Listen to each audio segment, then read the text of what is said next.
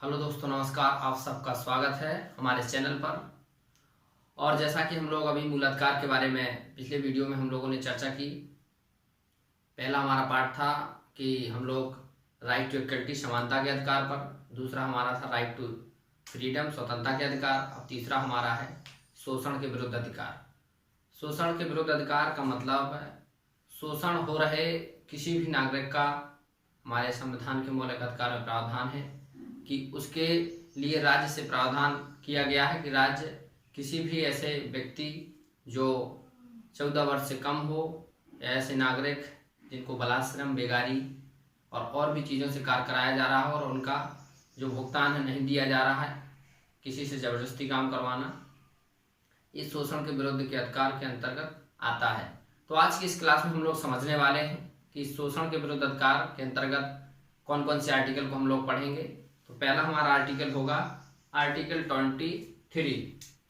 Article 23 में हम लोग देखते हैं कि संविधान में जब मौलिक अधिकार बन रहे थे तो मौलिक अधिकार पर विस्तार से चर्चा भी हुई और उस मौलिक अधिकार में स्वतंत्रता के अधिकार के बाद जो लोगों के लिए एक निर्धारित पैमाना था कि उनके शोषण भी ना हो, किसी व्यक्ति से जबरदस्ती कार्य न कराया जाए, कार्य भी कराया जाए तो उसके बदले उसको उसका मेहनताना हो, उसकी बेगारी की समस्या न बढ़े, इन सबको इसके लेकर आर्टिकल 23 जोड़ा गया।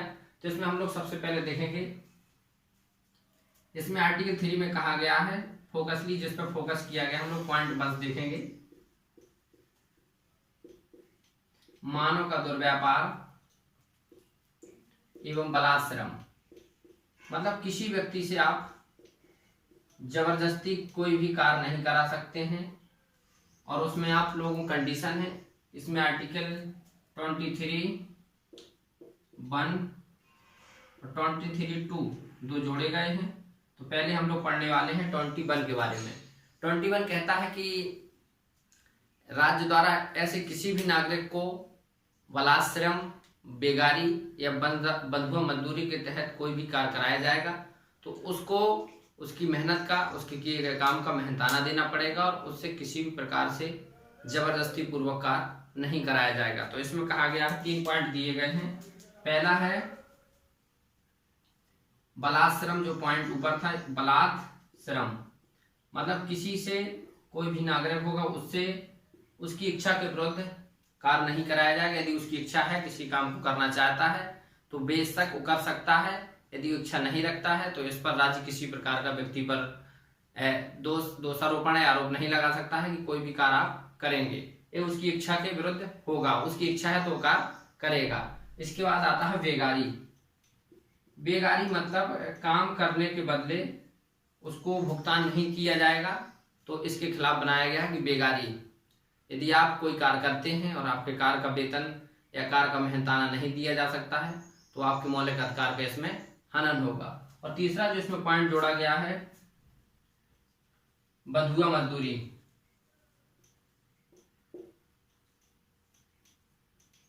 बंधुआ मजदूरी इसमें बताया गया है कि आप किसी भी प्रकार से कार्य करेंगे, जबरदस्ती नहीं करेंगे, किसी कॉन्ट्रैक्ट के तहत नहीं करेंगे, किसी के आप दास या बंदिश में नहीं है, इसमें आप अपनी इच्छा से हैं। यदि आपका मन है, विचार है, आपके उस व्यक्ति से विचार मिलते हैं तो आप उसके यहाँ बेहिचक कार्य कर सकते हैं।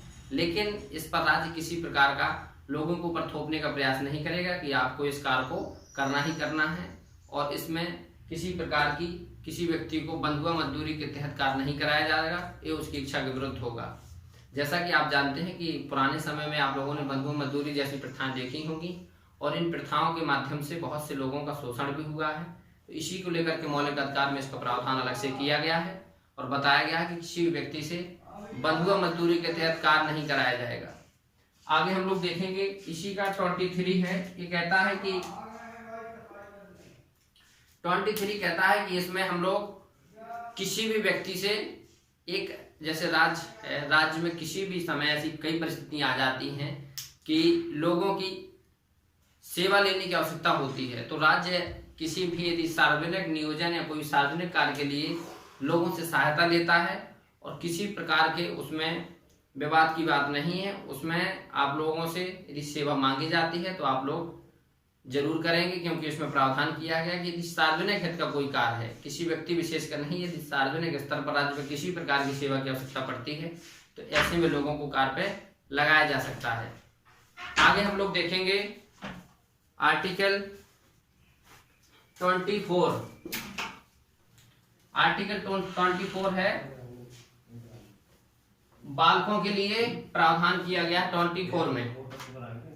आर्टिकल 24 में बताया गया है